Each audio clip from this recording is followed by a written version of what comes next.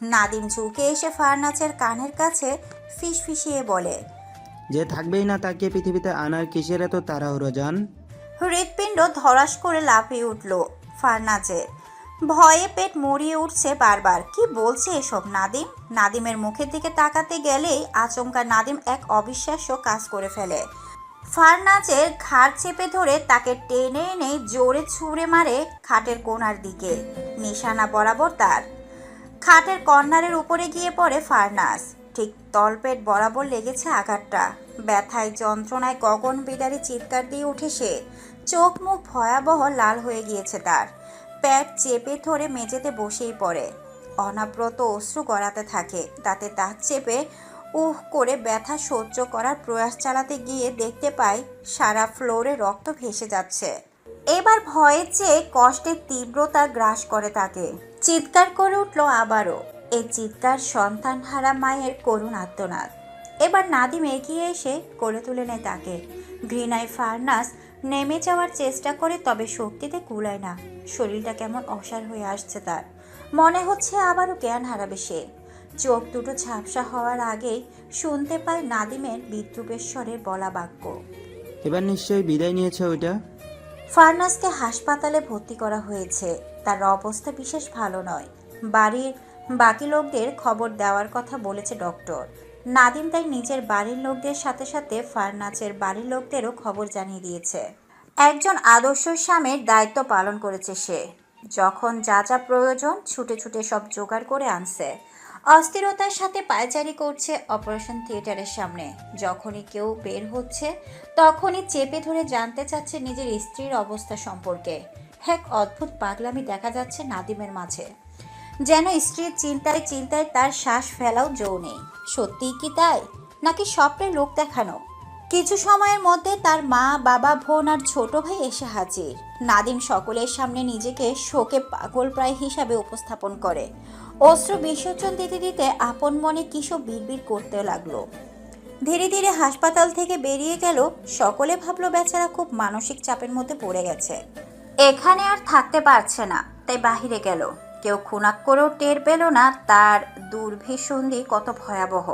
ফারনাজের খবরটা শোনার পর থেকে ফারজানা হাউমাউ করে কেঁদেই যাচ্ছেন। খানবাড়ির পরিস্থিতি থমথমে হয়ে গিয়েছে।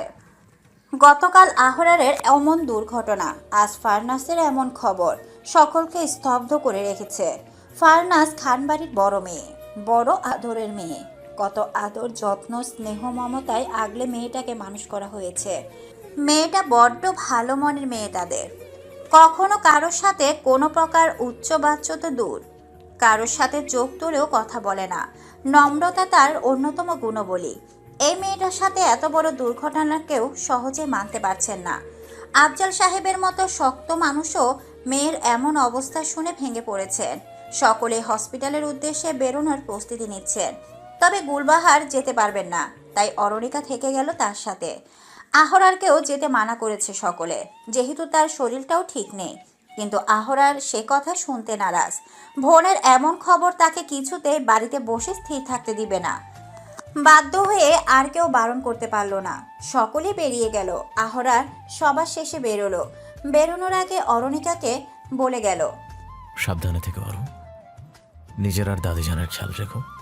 আমি না ফিরলেও বাকিরা ফিরে আসবে, তাই মন খারাপ করো না বা ভয় পেও না। আজ আমিনাও নেই, তোমাকে এভাবে একা রেখে যেতে মন একদমই সায় দিচ্ছে না। আহরারের কথা শুনে অরণিকা হাসলো। এত চিন্তা করবেন না, আপনি যান। আর আপুর খবরাখবর আমাকে ফোন করে জানাতে থাকবেন কিন্তু। আহরার হালকা হেসে মাথা নাড়িয়ে সম্মতি জানালো। বিদায় নিয়ে চলে যাওয়ার সময় দরজার কাছে গিয়ে কি মনে করে যেন দাঁড়িয়ে পড়ল। ঘাড় ঘুরিয়ে অরণিকার দিকে চাইল। একটা অদ্ভুত অনুভূতি হচ্ছে আজ তার। কিছু একটা মিল পাচ্ছে। মনে হচ্ছে কোনো এক ঘটনার পুনরাবৃত্তি হচ্ছে। কিন্তু কি সেই ঘটনা? কি মিল পাচ্ছে বুঝতে পারছেন না। হুট করে মনটা কেন যেন সায় দিচ্ছে না তার অরণিকাকে রেখে যেতে। ওইদিকে গাড়ির হর্ন কানে বাজতে আহরার নিজের চিন্তা ছাড়ল। হাত নেড়ে অরুকে বিদায় দিয়ে দ্রুত গাড়িতে গিয়ে উঠে বসলো। যতক্ষণ পর্যন্ত গাড়িটা দেখা গেল অরুণিকা চেয়েই থাকলো। গাড়ির দৃষ্টি আড়াল হতে দরজা আটকে রান্নাঘরের দিকে পা বাড়ালো সে। গুলবাহারে দুপুরের খাবারটা রেডি করার উদ্দেশ্যে। গুলবাহারের জার্নি করে যাওয়াটা শরীরে সয় না আজকাল। সামান্য জার্নির ধকলও তিনি নিতে পারেন না। তাই নাতনিকে দেখতে যাওয়ার এত ইচ্ছা থাকা সত্ত্বেও যেতে পারেননি। বিছানায় আধশোয়া হয়ে দোয়া দরুদ পড়ছেন তিনি, আর মনে মনে কেবল আল্লাহকে বলছেন যেন তার নাতনিটার কিছু না হয়, মেয়েটা সুস্থ স্বাভাবিকভাবে যেন বাড়ি ফিরতে পারে। আচমকা ফোনের ক্যাটক্যাটে রিংটনটা বেজে ওঠায় তার দোয়ায় ব্যাঘাত ঘটে। স্ক্রিনে তাকিয়ে কলকারীর নামটা পড়া মাত্রই হুড়মুড় করে ফোনটা হাতে নিয়ে রিসিভ করে। হ্যালো, হ্যালো, আমার ফারনাস দাদুমণি ঠিক আছে তো? কিছু সময় নীরব থেকে অপর পাশ থেকে আসা উত্তর শুনলেন তিনি। মুহূর্তেই তার মুখ বিহ্বরে দুশ্চিন্তার ছাপ সরে গিয়ে বিস্ময়ের রেখা দেখা দিল। অবাক সুরে বললেন, কি বলছো আজই? ফারনাজের এমন অবস্থা, তুমি এসব চিন্তা করছো? ফারনাজের কিচ্ছু হবে না, ও ঠিক হয়ে যাবে। তবে অরুণিকাকে সরানোর জন্য আজকের মতো সুযোগ আর হবে কি না তাই ভাবুন দিদিজান, ভালো করে ভাবুন, ভেবে আমাকে জানান। আপনি যা বলবেন তাই হবে।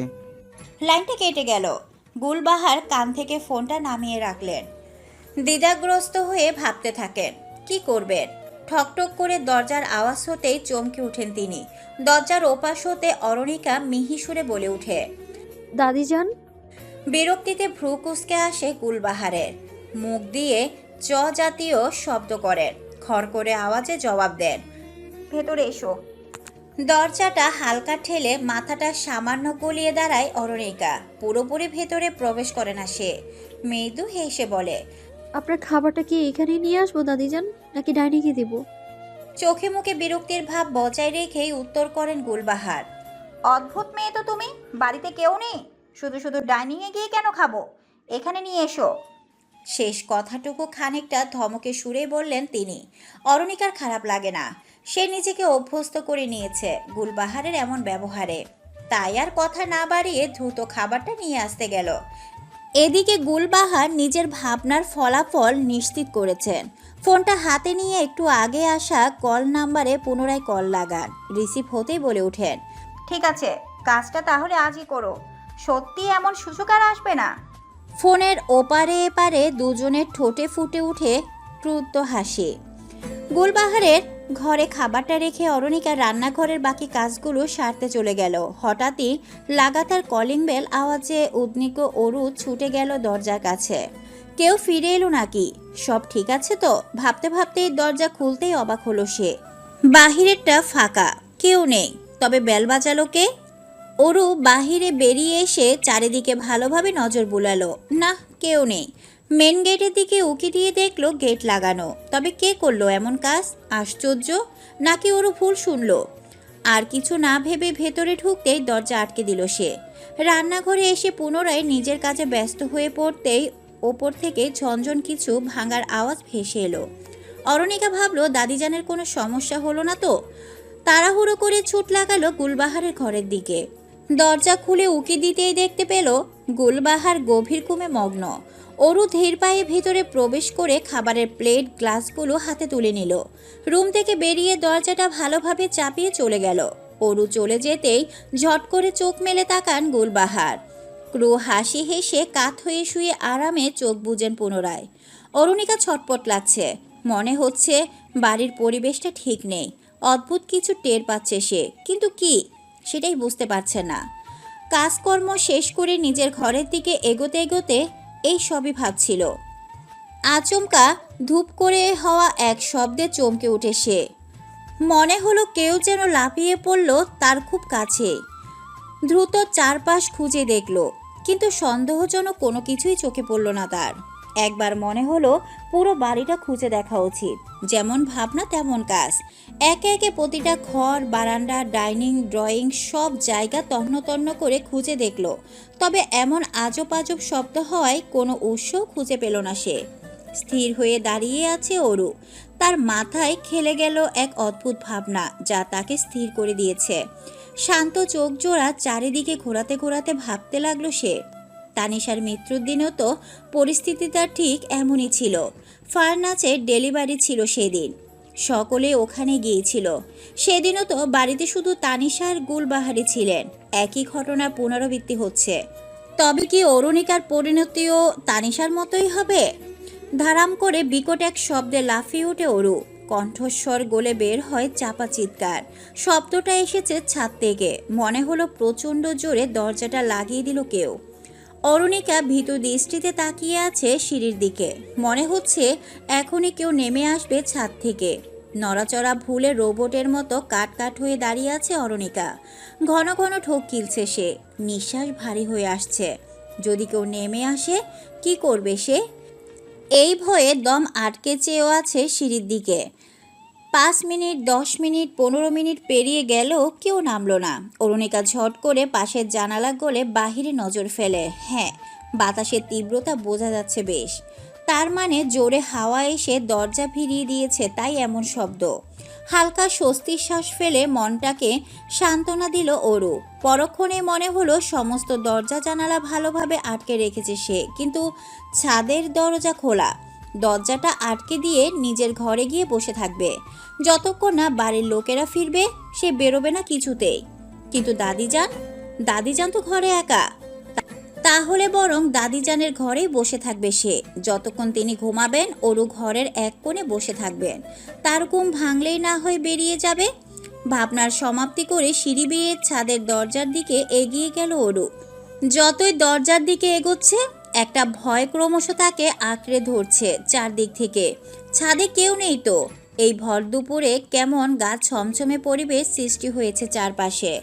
নীরব, শান্ত, নেই কোনো কোলাহল, কোনো শব্দ। দিনের আলোতেও যেন ভুতুরে পরিবেশে পরিণত হয়েছে। হাতের উল্টো পিঠে কপাল ও ঠোঁটের চারপাশে জমা ঘামটুকু মুছে নেয় অরু। শুকনো ঢোক গিলে এক পা করে এগিয়ে গেল ছাদের দরজার দিকে। কাছাকাছি আসতেই তাড়াহুড়ো করে দরজাটা লাগিয়ে দেওয়ার উদ্দেশ্যে টেনে ধরল দরজা। যখনই ভিড়াতে যাবে অমনি তার নজর সামনের দিকে পড়তেই চিৎকার করে ছিটকে সরে গেল সে। ঠিক সামনেই মুখোমুখি রেলিং ঘেঁষে দাঁড়িয়ে আছে কেউ একজন। অদ্ভুত পোশাক তার, উল্টো ফিরে থাকায় মুখ দেখা যাচ্ছে না। অরুণিকা সাহস করে খানিকটা উঁচু স্বরে বলে ওঠে, কে আপনি? এখানে কি করছেন? লোকটা ঘুরে দাঁড়ালো। ছ্যাদ করে উঠল অরুণিকার বুক। ভয়ঙ্কর মুখোশ পরিহিত লোকটা ঠিক পোশাকের সাথে মিলিয়ে। দেখে মনে হচ্ছে মানুষরূপী এক দানব দাঁড়িয়ে আছে তার সামনে। লোকটার হাতে কি যেন চকচক করছে। ভালো করে খেয়াল করতে ওরও বুঝতে পারে ওটা একটা ছুরি। 1 হাত লম্বা ধারালো ছুরি হাতে লোকটা অরুণিকার দিকে এগোতে থাকে। অরুণিকা যেন জমে পাথর হয়ে গেছে। চোখ দুটো কোঠর ছেড়ে ঠিক করে বেরিয়ে আসতে চাইছে। মুখ হা করে শ্বাস নেওয়ার আপ্রাণ চেষ্টা চালাচ্ছে সে। গলা শুকিয়ে খাকা করছে। ঢোক গিলে গলা ভেজানোর চেষ্টাটুকুও সম্ভব হচ্ছে না। এই মুহূর্তে তার ছুটে পালানো উচিত, কিন্তু সে পারছে না এক পাও নড়তে। ভয়ের চোটে শরীর অবশ হয়ে আসছে তার। লোকটা খুব কাছাকাছি চলে এসেছে। অরুণিকার অবচেতন মন তাকে বারবার তাগিদ দিচ্ছে। পালা অরু, পালা। ফারনাজের অপারেশন ভালোভাবে শেষ হয়েছে। সদ্য সৃষ্টি হওয়া 2.5 মাসের ভ্রূণটা নষ্ট হয়ে গিয়েছে। অপারেশনের মাধ্যমে সেসব ক্লিন করা হয়েছে। কেবিনে শিফট করতেই সকলে গিয়ে দেখে আসে তাকে। জ্ঞান নেই ফারনাসের। ফিরতে কিছুটা সময় লাগবে। সকলে ব্যথিত মন নিয়ে দেখে যাচ্ছে ফারনাসকে। যে পরিমাণ রক্ত ক্ষরণ হয়েছিল তাতে ডক্টরদের ধারণা ছিল বোধহয় তার লাইফ রিস্কে পড়ে যাবে। তবে সৃষ্টিকর্তার অসীম দয়ায় সকল বিপদ কাটিয়ে উঠেছে মেয়েটির। মেয়ের মা তার কাছে বসে ফারজানা নীরবে চোখে জল ফেলছে। তাসফিয়া কাঁধে হাত রেখে সান্ত্বনা দিচ্ছেন, তবুও তাকে শান্ত করা যাচ্ছে না। আহিয়া দূরে দাঁড়িয়ে কাঁদছে আর মনে মনে তার ফাহাবুর কথা স্মরণ করছে। সে যে নেই এখানে। আহরারের বিয়ের কিছুদিন পর এক প্রকার জেদাজেদি করে আবারও অস্ট্রেলিয়ায় ফিরে গেছে ফারহা। এদিকে আয়মান ভাইটাও নেই। 4 সন্তানের মধ্যে 2টো সন্তান কাছে আছে ফারজানার। তাদের মধ্যে একজনেরই এই হাল। সন্তানদের নিয়ে এত যন্ত্রণা নিতে পারছেন না তিনি। আয়াস চুপচাপ দাঁড়িয়ে নিজের মাকে দেখছে আর এইসবই ভাবছে। সকলে থম মেরে আছে, কারোর মনে শান্তি নেই। আয়াজ সে তো যন্ত্রণার বিশাল এক পাহাড় নিয়ে ঘুরে বেড়াচ্ছে। একে তো পরিবারে আসা এই ঝড়, অপরদিকে বিরহ ব্যথা। কিসের বিরহ তা কি কেউ জানে? দেওয়ালে মাথা ঠেকিয়ে চোখ বুজে দীর্ঘশ্বাস ফেলে আয়াস। বুকের ব্যথা হচ্ছে তার, ভীষণ ব্যথা। আফজাল সাহেব বাহিরে বসে আছেন স্থির হয়ে, তার চোখেও অশ্রুরা ভিড় জমাচ্ছে বারবার। পাশে বসে আফতাব বড় ভাইকে সান্ত্বনা দিচ্ছেন। সব ঠিক হয়ে যাবে ভাইজান, ফারনাজ মা অসুস্থ হয়ে যাবে। আহরার ফারজানাকে এক নজরে দেখে বাহিরে এসে দাঁড়ায়। তার মনটা ছটপট করছে খুব অরুর জন্য। আসার সময় বারবার তার মন অরুকে ফেলে আসতে চাইছিল না, কিছু একটা আশ করছিল সে বারবার। এখন সে ছটফটানি দ্বিগুণ বেড়ে গেছে তার। হসপিটালের করিডোরে এ মাথা থেকে ও মাথা চিন্তিত ভঙ্গিতে পায়চারি করছে কেবল। একবার অরুকে ফোন করার কথা মাথায় আসতেই চট করে ফোন বের করে ডায়াল করে অরুর নাম্বারে রিং হতে থাকে। নিস্তব্ধ পরিবেশে বিকট শব্দে ফোনের রিংটন বেজে উঠতে ঘোর কাটে অরুর। ফোন বাজছে, নিশ্চয়ই আহরার ফোন করেছে। আহরারের কথা ভাবতেই নিমেষে নিজের হারানো শক্তি ফিরে পায় অরু। ক্ষিপ্ত গতিতে ছুটে নেমে যায় সে। ফোনের কাছে গিয়ে রিসিভ করতেই আহরারকে কিছু বলার সুযোগ না দিয়ে হাঁপাতে হাঁপাতে বলতে থাকে অরু। খান সাহেব বাঁচান আমায়, হ্যাঁ একটা ভয়ঙ্কর লোক ছুরি নিয়ে। আর কিছু বলতে পারল না অরু। লোকটাকে সিঁড়ি বেয়ে নামতে আসতে দেখে ফোনটা হাত থেকে পড়ে যায়। ওদিকে আহরার হ্যালো হ্যালো করতে থাকে। অরু আর কোনো সারা শব্দ না পেয়ে আর এক মুহূর্ত দেরি করল না সে। হসপিটাল থেকে বেরিয়ে গাড়ি নিয়ে ছুটল বাড়ির উদ্দেশ্যে। পথের মধ্যে তার মাথা খুলে গেল। মনে পড়ে গেল আজ থেকে 5 বছর আগের কথা। তানিশার মৃত্যুর দিন সব কিছু ঠিক এমনই ছিল, সেই একই ঘটনা। কিন্তু তানিশার মতো অরুণিকার কোনো ক্ষতি সে হতে দিবে না, কিছুতেই না। হাই স্পিডে গাড়ি ঝড়ের বেগে এগিয়ে নিয়ে যাচ্ছে আহরার। অরুণিকা কি করবে না করবে ভেবে দিশাহারা হয়ে চারিদিকে তাকাতেই সামনে তার শাশুড়ির ঘর চোখে পড়ে। ছুটে গিয়ে ঢুকে পড়ে ঘরটায়। দরজা আটকে হাঁপাতে থাকে। জোরে জোরে শ্বাস নিচ্ছে সে, দীর্ঘক্ষণ আটকে রাখা শ্বাস। গলা ফেটে যাচ্ছে তৃষ্ণায়, পানি একটু খাওয়া প্রয়োজন। ঘরে রাখা জগটা হাতে নিতেই দেখে খালি, পানি নেই। হরুর কান্না পাচ্ছে ভীষণ। কি করবে সে? কিভাবে বাঁচাবে নিজেকে? এই লোকটাই বা কে? কেন তাকে মারতে চাইছে? আচ্ছা, তানিশার মৃত্যুর পেছনে এই লোকটার হাত নেই তো? হুট করে গুলবাহারের কথা মনে পড়তে ভয়ে শীতল স্রোত বয়ে গেল তার। দাদিজান একা ঘরে, যদি লোকটা তার কোনো ক্ষতি করে দেয়? ওরও আর নিজের কথা ভাবতে পারল না। দরজা খুলে বেরিয়ে এলো। গুলবাহারের ঘরের দিকে যাওয়ার আগে দেখতে পেল লোকটা বসে আছে সিঙ্গেল সোফায়, পায়ের উপর পা তুলে আয়েশি ভঙ্গিতে বসে অরুণিকার দিকে তাকিয়ে আছে। লোকটাকে টপকে তাকে গুলবাহারের ঘরের দিকে যেতে হবে। লোকটার হাতে অস্ত্র। এভাবে ফাঁকা হাতে ওরু কিভাবে লোকটার সাথে বের উঠবে? ওরু অত্যন্ত সাহসিকতার সাথে লোকটাকে টপকে এগিয়ে যেতেই লোকটা উঠে দাঁড়ালো। সাথে সাথে ওরু আরও একটি দুঃসাহসিক কাজ করে ফেললো। তার হাতে থাকা জগটি দিয়ে সর্বশক্তি প্রয়োগ করে লোকটার মাথায় বাড়ি দিয়ে বসলো। লোকটা মাথায় হাত দিয়ে আর্তনাদ করে পিছিয়ে গেল। সেই সুযোগে ওরু ছুট লাগায়, তবে লোকটার দম আছে অনেক। অমন অবস্থাতেও সে অরুর পিছু নিল এবং ধরেও ফেলল। অরু লোকটার পা বরাবর লাথি দিতেই লোকটা মাটিতে পড়ে যায়। অরু পালানোর চেষ্টা করে, কিন্তু পারে না। লোকটা অরুর এক পা টেনে ধরে তাকেও মাটিতে ফেলে দেয়। মুখ থুবড়ে পড়ে অরু, বুকে প্রচণ্ড ব্যথা পায় সে। লোকটা উঠে এসে অরুকে সোজা করে গাল চেপে ধরে তার। নিজেকে ছাড়ানোর জন্য ছটপট করতে থাকে অরু। কেবল ফ্যাসফ্যাসে গলায় লোকটা রাগান্বিত স্বরে বলে ওঠে, কোথায় পালাচ্ছিস? তোর পালানোর কোনো পথ নেই। আজই তোর শেষ দিন, মরার জন্য প্রস্তুত হ। অরু লোকটাকে কিল খুশি থাপ্পড় যা পারছে যেভাবে পারছে মারছে, তবে তাতে লোকটার কিছুই হচ্ছে না। লোকটা এক হাতেই অরুর 2 হাত মুঠোবন্দি করে শক্ত করে চেপে ধরে থাকে। নিজের পা ধারা অরুর পা দুটো চেপে রেখেছে। অরুর নড়াচড়া আটকে দিয়ে অপর হাতে তুলে ধরে সেই চকচকে ধারালো ছুরি। অরু বিস্ফোরিত চোখে তাকিয়ে দেখে, ভয়ে কলিজা শুকিয়ে আসছে তার। চিৎকার করার কথাও ভুলে গেছে সে। কেবল মনে হতে থাকে সত্যিই বোধহয় আজই তার শেষ দিন। লোকটা ছুরিটা ওপরে তুলতেই চোখ মুখ খিচে বন্ধ করে নেয় অরু। শরীরে ধারালো ছুরির আঘাত হওয়ার বিষাক্ত যন্ত্রণায় অপেক্ষা করতে লাগলো। লোকটা যখনই ছুরিটা উপরে তুলল, নিস্তব্ধ পরিবেশে নিস্তব্ধতা ভেঙে কলিং বেলটা বেজে উঠল জোরে জোরে। লোকটার হাত থেমে গেল। ঝট করে ঘুরে তাকালো দরজার দিকে। লোকটার ধ্যান সরে যাওয়ার সুযোগটা অরু বেশ ভালোভাবে লুফে নিল। নিজের সর্বশক্তি দিয়ে ধাক্কা মেরে ফেলে দিল লোকটাকে। এক মুহূর্ত দেরি না করে উঠে দাঁড়িয়ে ছুটে যায় দরজার দিকে। দরজা খুলতেই সামনে আহরারকে দেখে ঝাঁপিয়ে পড়ে অরু তার বুকে। আহরারকে আঁকড়ে ধরে হাউমাউ করে কাঁদতে থাকে পাগলের মতো। প্রচণ্ড ভয়ে তার শরীর এখনো কাঁপছে। আহরার দুই হাতে অরুর মাথায় পিঠে হাত বুলিয়ে দিচ্ছে। উদ্বিগ্ন স্বরে বলে ওঠে, কি হয়েছে ওরু? এভাবে কাঁদছো কেন? আর কে এসেছিল? কোন লোক? কি করেছে তোমার সাথে? বলো ওরু, বলো। কাঁদতে কাঁদতে হেসকি উঠে গিয়েছে অরুর। আহরারের বুক থেকে মাথা না তুলে আঙ্গুল দিয়ে ইশারা করলো বাড়ির ভেতর। আহরার অরুকে সান্ত্বনা দিয়ে সোজা করে দাঁড় করালো। তারপর ভেতরে এসে ঢুকতেই দেখে ফাঁকা ঘর, কেউ নেই। অরু নিজেও অবাক হয়ে দেখছে, এই তো একটু আগেই লোকটা এখানে ছিল, কোথায় গেল? পালালো? কিন্তু কিভাবে?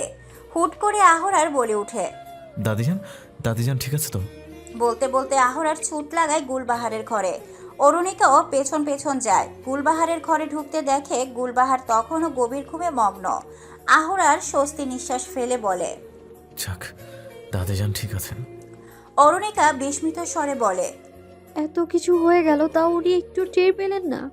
ঘুমোর ওষুধ খেয়ে ঘুমাচ্ছে নিশ্চয়ই। ওই লোকটা নিশ্চয়ই বাড়ির ভেতর ঘাপটি মেরে লুকিয়ে আছে কোথাও। আহরার দ্রুত পায়ে বেরিয়ে গেল রুম থেকে। অরুণিকা তখনও অবাক দৃষ্টিতে তাকিয়ে আছে গুলবাহারের দিকে, কারণ তার জানা মতে গুলবাহারের ঘুমের ওষুধ শুধুমাত্র রাতের জন্য, দিনের বেলা কোনো ঘুমের ওষুধ নেই। অরুণিকা রুম থেকে বেরিয়ে এলো। মনে সন্দেহ এলেও খুব বেশি নাড়াঘাটা করতে পারল না তা নিয়ে। সে যখন ড্রয়িং রুমে ফিরল, আহরার তখন বাহির থেকে ঘরে ঢুকছে। চিন্তিত মুখশ্রী তার। অরুণিকা প্রশ্ন করে, কি হলো, পেলেন না লোকটাকে? আহরার মাথা নাড়িয়ে না জানায়। অরুণিকা তপ্ত শ্বাস ফেলে জবাব দেয়, পালিয়েছে। কৌশলে বাড়ির ভেতরে ঢুকতে পারে যে তার কাছে পালানোটা। এ আর এমন কি? আহরার এগিয়ে এসে দুই হাত অরুণিকার মুখটা আগলে ধরে কোমল স্বরে বলে, অরু, তোমার কিছু হয়নি তো? তুমি ঠিক আছো? অরু ধীরভাবে নিজের মাথাটা আহরারের বুকে ঠেকায়। ঘটনাগুলো মনে পড়তে গায়ে কাটা দেয় তার। মৃদুর স্বরে বলে, আপনি একদম সময় মতোই চলে এসেছেন খান সাহেব, নইলে আজই হয়তো আমার অস্তিত্ব মুছে যেত এই দুনিয়া থেকে। অরুর কথা শুনে আহরারের বাহু বন্ধন শক্ত হয়। অরুণিকাকে নিজের বুকে চেপে রেখেই জবাব দেয়, আমি থাকতে তোমার কিচ্ছু হবে না আরু। আমার প্রাণ থাকতে আমি তোমার কোনো ক্ষতি হতে দিব না। আর কখনো তোমাকে এভাবে একা ফেলে রেখে যাব না, কখনো না। এই ঘটনা বাড়ির লোকদের জানানোর সাহস আহরার বা অরুণিকার কেউই করল না। একে তো ফারনাজকে নিয়ে সকলের মানসিক অবস্থা খুব করুণ।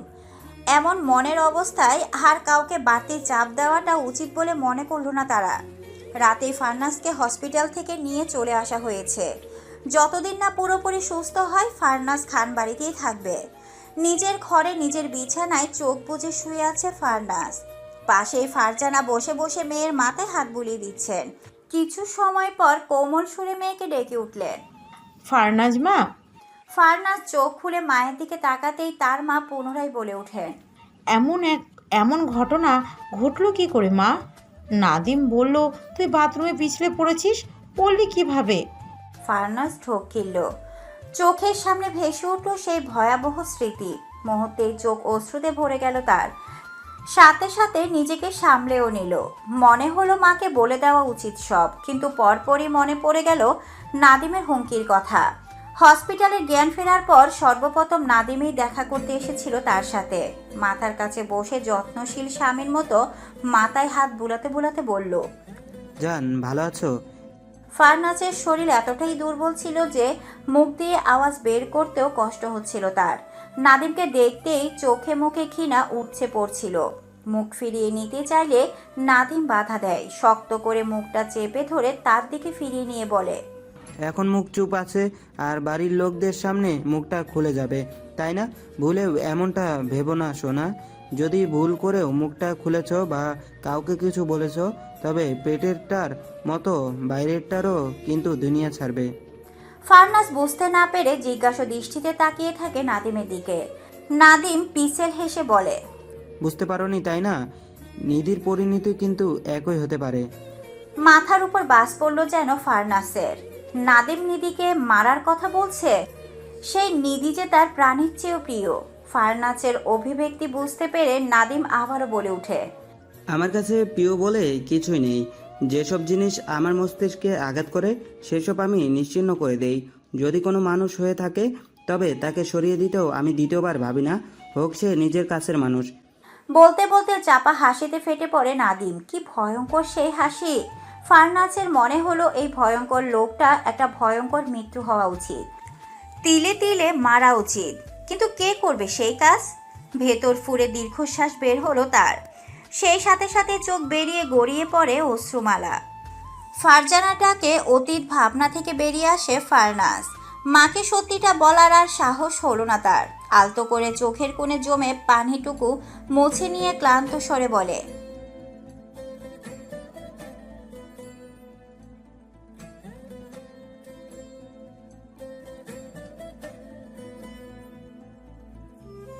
ফারজানা আর দ্বিরুক্তি করল না। মেয়ের গায়ে চাদরটা ঠিকঠাক করে দিয়ে আরও একবার মাথায় হাত বুলিয়ে দিলেন, কপালে চুমু খেলেন। তারপর ঘরের আলোটা নিভিয়ে দিয়ে দরজাটা চাপিয়ে বেরিয়ে গেলেন। ফারজানা বেরিয়ে যেতেই চাপা কান্নায় ভেঙে পড়ল ফারনাজ। ডাইনিংয়ে রাতের খাবার সাজানোর কাজ করছেন ফারজানা। রান্নাঘরে তাসফিয়া অরুণিকা খাবার গরম করছে। আহরার টেবিলের কাছে এসে গ্লাসে পানি ঢালতে ঢালতে প্রশ্ন ছুড়ে ফারজানার উদ্দেশ্যে, বড় মা, দাদিজানের ঘুমের ওষুধ কয়বেলা খাওয়াতে হয়? অত্যন্ত স্বাভাবিক আহরারের কণ্ঠস্বর ও মুখ ভঙ্গিমা, যেন সাধারণভাবে একটি প্রশ্ন করেছে। আহরার হঠাৎ এমন প্রশ্ন করায় ফারজানা খানিকটা অবাক হলেও তিনিও স্বাভাবিকভাবেই উত্তর দেন, আম্মাজানের ঘুমের ওষুধ তো কেবল রাতের বেলায় দিতে হয়। ততক্ষণে আহরার গ্লাসে পানি ভরে নিয়েছে। চুমুক দেওয়ার আগেই পুনরায় প্রশ্ন করে। ওষুধের পাতার কটা ওষুধ আছে? প্রশ্ন শেষ করে গ্লাসে চুমুক লাগায় আহরার। ফারজানা জবাব দেন, কালকেই তো নতুন পাতা খুললাম, একটাই খাওয়ানো হয়েছে কেবল। পানি খাওয়ার মাঝপথে থামিয়ে আহরার কৌতূহলী স্বরে বলে, দুপুরে যদি দাদিজান একটা খেয়ে থাকেন তবে দুটো খাওয়া হয়েছে। তা তো জানি না রে বাবা, উনি শুধু শুধু দুপুরেই বা খেতে যাবেন কেন? দুপুরে তো উনি ঘুমান না, একটু বিশ্রাম নেন কেবল। হুম। আহরার ছোট্ট করে জবাব দিল। আর কিছু না বলে গ্লাসের বাকি পানিটুকু শেষ করে চলে গেল। ফারজানা কিছু বলতে চেয়েও বলতে পারলেন না। কিছু না ভেবে নিজের কাছে মনোযোগ দিলেন। একটু আগেই আহরার গুলবাহারের সাথে কথা বলে এসেছে। কৌশলে জানতে চেয়েছিল দুপুরে কিছু কি হয়েছিল কিনা বা কিছু টের পেয়েছি কিনা। গুলবাহারও কিছু না জানার ভান ধরে নিজের ঘুমের ওষুধ খেয়ে ঘুমানোর কথা জানিয়ে দিলেন। নিজের গা বাছিয়ে নিলেন। কিন্তু আহরারের মনে সন্দেহের সৃষ্টি হয়। কেন হয়? গুলবাহারের কথাবার্তায় ধরন তার কাছে অন্যরকম লাগে। তাই সে ফারজানার কাছে ওষুধের ব্যাপারে জানতে গিয়েছিল। এবার আস্তে ধীরে গুলবাহারের ঘরে এসে প্রবেশ করে সে। ঘরে গুলবাহার নেই, ফারনাসের কাছে আছেন। আহরার ওষুধের বক্স থেকে ঘুমের ওষুধের পাতাটা বের করলো। স্পষ্ট চোখের সামনে জ্বলজ্বল করলো একটি খালি ওষুধ। অর্থাৎ এই পাতা থেকে কেবল একটি ট্যাবলেটই খাওয়া হয়েছে। গটগট পায়ে আফতাব সাহেবের ঘরের সামনে এসে পরপর দুবার টোকা মারল আহরার। ওপাশ থেকে জবাবে অপেক্ষা না করে গমগমে গলায় বলে ওঠে, বাবা, বড় আব্বুর ঘরে এসো, কথা আছে। আফজাল সাহেবের ঘরে এক প্রকার গোপন বৈঠক বসিয়েছে আহরার। সদস্য অবশ্য কেবলই তারা তিনজন, আহরার, আফজাল ও আফতাব সাহেব। আফজাল ও আফতাব সাহেব দুজনে সোফায় বসে আছেন, কিন্তু আহরার পায়চারি করছে। দুজনে থম মেরে অনুভূতি শূন্য নিয়ে বসে আছেন, যেন তাদের কিছুই বলার নেই, কিছুই করার নেই। খানিক বাদে আফজাল সাহেব বলে ওঠেন, তবে এখন তুই কি করতে চাইছিস আহরার? মূলত আহরার তাদের দুজনকেই সবকিছু খোলাসা করে জানিয়ে দিয়েছে। সকলেই তাই বাকরুদ্ধ হয়ে পড়েছিল কিছু সময়ের জন্য। আফজাল সাহেবের প্রশ্ন শুনে পায়চারি বন্ধ করে আহরার। সরাসরি তাকিয়ে বলে, আমি তো বলেই দিয়েছি বড় আব্বু আমি কি করতে চাই। আফজাল সাহেব আবারও বলে ওঠেন, তুই শিওর এমন একটা কাজ করা কি উচিত হবে? আহরার কোনো জবাব না দিয়ে তার বাবার কাছে এসে হাঁটু গেড়ে বসে পড়ে।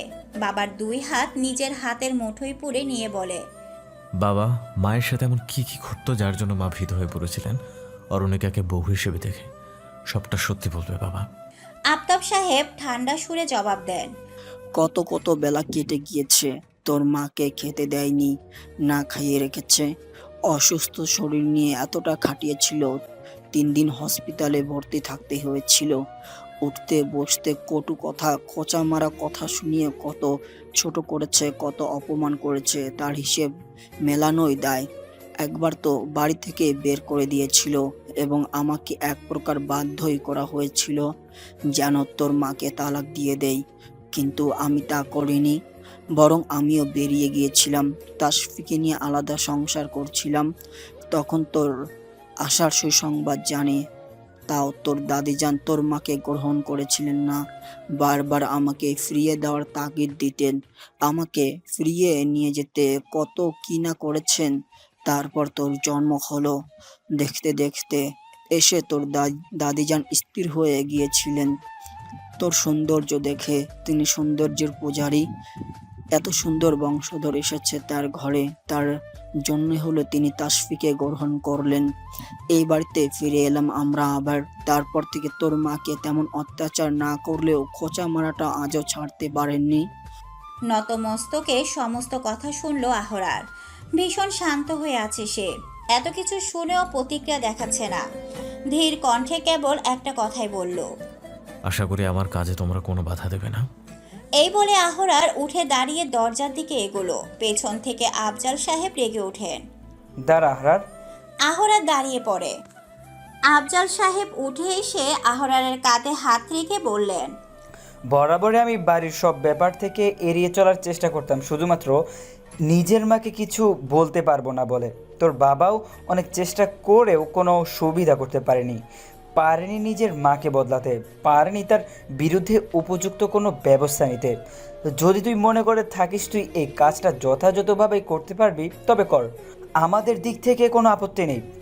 কী রে আফতাব, তুই কি বলিস? আফতাব সাহেবকে উদ্দেশ্য করে কথাটা বলতেই তিনিও মাথা নেড়ে জবাব দেন, জি ভাইজান, আমারও কোনো বাধা নেই। আহরা কিছু বলল না, হালকা হাসলো। তার হাসির সাথে বাকি দুজনও হাসি মেলালো। কাল থেকে নাদিমকে ফোনে পাওয়া যাচ্ছে না। আজ সকাল সকাল গুলবাহার তাই আবারও ফোন লাগালেন নাদিমকে। এইবারে পাওয়া গেল। কয়েকবার রিং হতেই রিসিভ হলো। জি দাদিজান। দাঁত কিরমিরিয়ে গুলবাহার জবাব দেন, আরে রাখো তোমার দাদিজান, আমাদের কি কথা হয়েছিল? বারবার করে বলেছিলাম একজন বিশ্বস্ত লোককে ওই আরণিকার ঘরে ঢুকিয়ে দিবে, তাদের কিছু ঘনিষ্ঠতার মুহূর্ত সৃষ্টি করে সেসব ছবি তুলে নিবে। বাড়িতে সবাইকে তো দেখিয়ে মেয়েটাকে দুশ্চরিত্রে প্রমাণ করে এই বাড়ি থেকে চিরকালের মতো বিদায় করব। আর তুমি কি করলে? ওকে খুন করার চেষ্টা করলে। দেখো নাদিম, আমি মেয়েটিকে অপছন্দ করি, ওকে এই বাড়ি থেকে তাড়াতে চাই। তার মানে এই নয় যে ওকে জানে মেরে ফেলার চিন্তা করব। কাজটা তুমি একদম ঠিক করোনি। এখন কি করবে? আরহার তোমাকে ছাড়বে না কিছুতেই। পাতাল থেকে হলেও তোমাকে টেনে হিঁচড়ে বের করে আনবে। আমি তো নিজেকে বাঁচিয়ে নিয়েছি, তুমি কি করবে এবার ভাবো। দরজায় কড়া নাড়ার আওয়াজে দ্রুত ফোনটা কেটে দিলেন গুলবাহার। নিজেকে কিছুটা ধাতস্থ করে গলা চড়িয়ে বললেন, কে? দাদিজান। আহরারের কণ্ঠস্বর শুনে মুখে হাসি ফুটল গুলবাহারের। আরে দাদু ভাই, ভেতরে এসো, ভেতরে এসো। দরজা ঠেলে ভিতরে ঢুকলো আহরার। গুলবাহারকে তাড়া দিয়ে বলল, দাদিজান জলদি রেডি হয় না, এক জায়গায় যেতে হবে। গুলবাহার কৌতূহলী স্বরে জিজ্ঞেস করেন, কোথায় যাব দাদু ভাই? আহরার অদ্ভুতভাবে হাসলো। কেমন রহস্যময় ঠেকলো হাসিটা। জবাব দিল, সারপ্রাইজ। গুলবাহার তৈরি হতে আহরার তাকে নিয়ে গাড়ির কাছে আসলো। গুলবাহার বিরক্ত হন, দাদু ভাই একটু জার্নিও এখন শরীরে সয় না, গাড়ি করে কোথায় নিয়ে যাবে তুমি আমায়? আহরার দরজা খুলতে খুলতে বলে, বেশি দূর না দাদিজান, 5 মিনিটের পথ। গুলবাহারকে ওঠার ইশারা দিতেই তিনি আর কিছু না বলে উঠে পড়েন। সত্যি সত্যি আহরার 5 মিনিটের মাথায় তাকে নিয়ে এলো। গাড়ি থেকে নামতেই গুলবাহার কৌতূহলী দৃষ্টিতে চারপাশ দেখছেন। এ কোথায় নিয়ে এলো আহরার তাকে? কিছু জিজ্ঞেস করবেন তার আগেই সামনে চোখ পড়ল তার। বিশাল এক ভবন, যার চূড়ায় বড় বড় অক্ষরে লেখা আছে মমতা বৃদ্ধাশ্রম। বৃদ্ধাশ্রমটি আফজাল সাহেব ও আফতাব সাহেব মিলে তৈরি করেছেন। নামটা গুলবাহার দিয়েছেন। তার মায়ের নাম মমতা।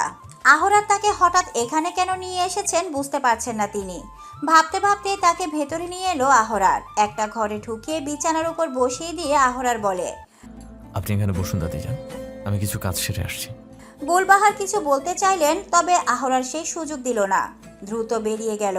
বৃদ্ধাশ্রমটি মূল দায়িত্বে থাকা জয়নাব বেগমের সাথে কথা বলছেন আহরার। কাল রাতে তো সব বলেছি আপনাকে, ঠিক যেভাবে যেভাবে যা যা করতে বলেছি তাই তাই করবেন। মূল কথা, তাকে শান্তিতে বসতে দিবেন না। জয়নাব বেগম গদগদ হয়ে মাথা নাড়ালেন কেবল। আহরার একবার সেই ঘরটার দিকে তাকালো যেখানে গুলবাহারকে বসিয়ে রেখে এসেছে।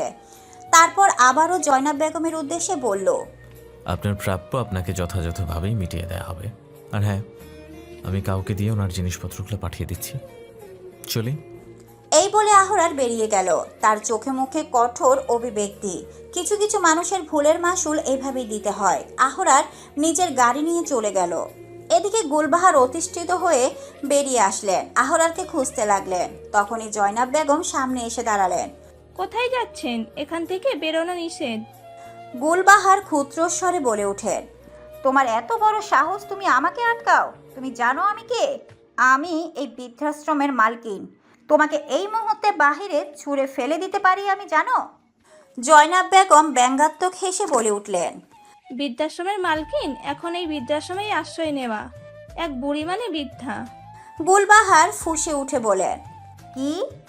জি হ্যাঁ, এখন থেকে আপনি এখানেই থাকবেন। আপনার নাতি আপনাকে এখানে রেখে গেছে। এই বৃদ্ধাশ্রমের বাইরে পা রাখা আপনার জন্য নিষিদ্ধ। না, এটা ভুল, এটা মিথ্যে। আমার নাতি এমনটা করতে পারে না। আমি কথা বলবো ওর সাথে। কোথায় ও? বলতে বলতে গুলবাহার বেরোতে চাইলে জয়নাব বেগমের ইশারায় দুজন মহিলা তাকে দুদিক থেকে ধরে আটকে দেয়। তাকে টেনে হিসড়ে ভিতরে নিয়ে যেতে থাকে। গুলবাহার কেবল চিৎকার করে বলেই যাচ্ছেন, এই অসভ্য দল, ছাড় আমাকে, ছাড়। তোরা জানিস না আমি কে? দেখে নিব তোদের। ছাড় আমায়। জয়নাব বেগম খিক খিক করে হাসতে থাকে। হাসতে হাসতে বলেন, বুড়ি, তোর কত তেজ, এবার বের করবো, দাঁড়া। বৃদ্ধাশ্রমের সবচেয়ে খারাপ স্যাঁতসেঁতে ভাঙাচোরা ঘরটায় আশ্রয় মিলেছে গুলবাহারের।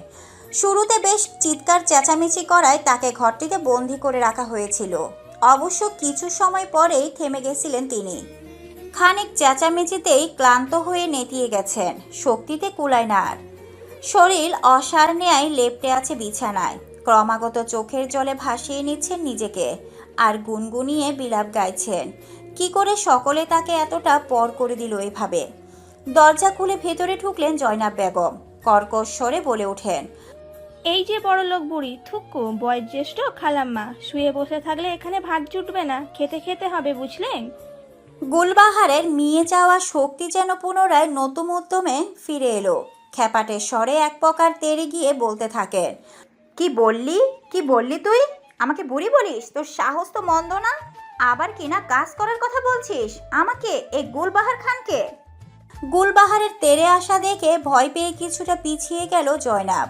পরপরই নিজেকে সামলে দ্বিগুণ তেজে জবাব দেয়, এটা আপনার বাড়ি নয়, এটা বৃদ্ধাশ্রম। আর আপনার মতো বৃদ্ধা যাদের সুখে থাকতে ফুটে কিলায়, তাদের জন্যই এমন ব্যবস্থা এখানে। কয়েকটা ঘর আর বারান্দা পরিষ্কার করা লাগবে, কিছু থালা বাসন মাজা লাগবে, আর বোধহয় কিছু বাসি জামা কাপড় আছে, কেচে দিবেন। ব্যাস, আজকের মতো একটা কাজ করলেই আপনার খাওয়া জুটবে, নইলে না খেয়ে কাটাতে হবে আজ। এই বলে জয়নাব টিটকারিমূলক হাসি ছুঁড়ে চলে যায়। গুলবাহার পারে তো তাকে কাঁচায় চিবিয়ে খেয়ে ফেলেন। বেশ কিছুক্ষণ বসে বসে গজগজ করলেন তিনি। অনেকটা সময় পেরিয়ে গেলেও যখন কেউ খাবার দিয়ে গেল না, গুলবাহার তখন একটু একটু করে খিদে অনুভব করছেন। এপাশ ওপাশ করে শুয়ে থেকে ঘুমানোর চেষ্টা করলেন, কিন্তু পারলেন না। একে তো নোংরা বিছানা, তার উপর অভুক্ত থেকে চোখে ঘুম নামানো মুশকিল। একটা সময় আর সহ্য করতে না পেরে তিনি বেরিয়ে এলেন। জয়নাবকে দেখতে না পেয়ে অন্য একজনকে দেখতে পেলেন। তার কাছে গিয়ে কোনো রকমে নিজের খিদের কথাটা জানালেন। মেয়েটি কেমন বিদ্রুপ করে হেসে উঠল, হাসতে হাসতেই বলল, কাজ না করলে আপনার খাওয়া জুটবে দাদি। কাজগুলো শেষ করে এসে খাবার নিয়ে যান। কথা শেষে মেয়েটিও চলে গেল। যাওয়ার সময় আরও একবার বিদ্রুপাত্ম হাসি হাসতে ভুলল না।